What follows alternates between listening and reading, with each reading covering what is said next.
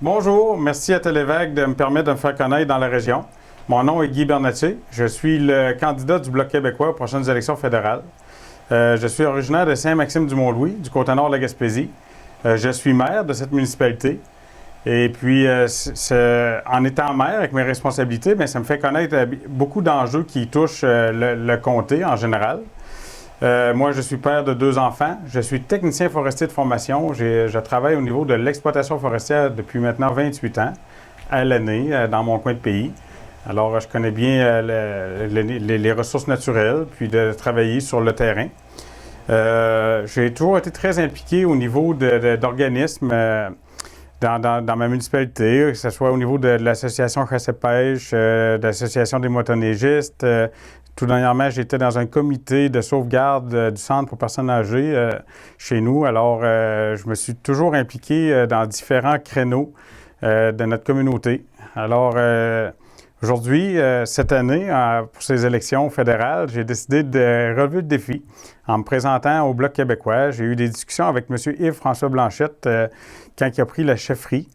Alors, M. Blanchette est un très bon communicateur et rassembleur. Puis, je trouvais que la fenêtre était belle, justement, pour devenir le représentant des Gaspésiens et des Gaspésiennes à l'Assemblée, à la Chambre des communes à Ottawa. Mes principales priorités pour notre territoire sont les infrastructures, les changements climatiques, la démographie, la pêche et les forêts, les ressources naturelles, bien sûr, le tourisme, puis l'assurance-emploi.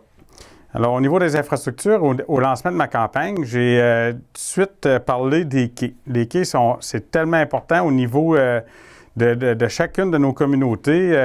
La recette du fédéral au fil du temps, qui était de délaisser les quais qui devenaient de plus en plus dangereux, l'accessibilité devenait de plus en plus difficile.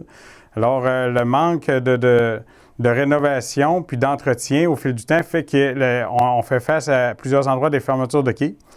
Alors, c'est important que le fédéral s'implique encore plus pour les quais, que ce soit pour le tourisme ou pour la pêche, pour le commerce, pour les bateaux de croisière. On a toutes des spécificités sur notre territoire. Puis les quais, c'est hyper important. Puis après ça, qu'est-ce qui touche le fédéral? Bien, il y a les phares, exemple le phare de Cap-des-Rosiers. Et il faudrait régler ce dossier-là le plus rapidement possible, car c'est un joyau touristique dans notre région.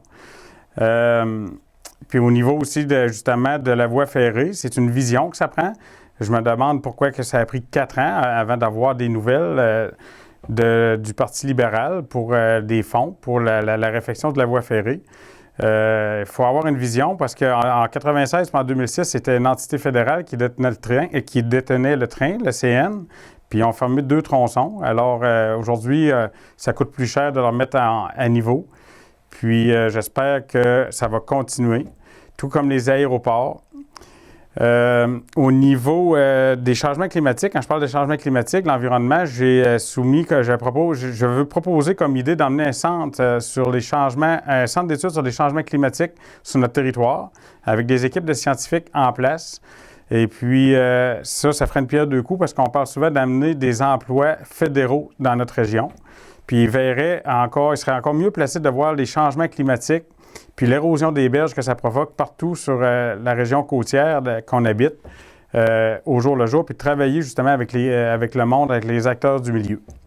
Au niveau de la démographie, bien, c'est sûr et certain qu'on a l'exode des jeunes. Il faut faire sûr de toujours bien continuer à développer nos infrastructures sportives, de loisirs, puis de culture pour garder notre région attrayante.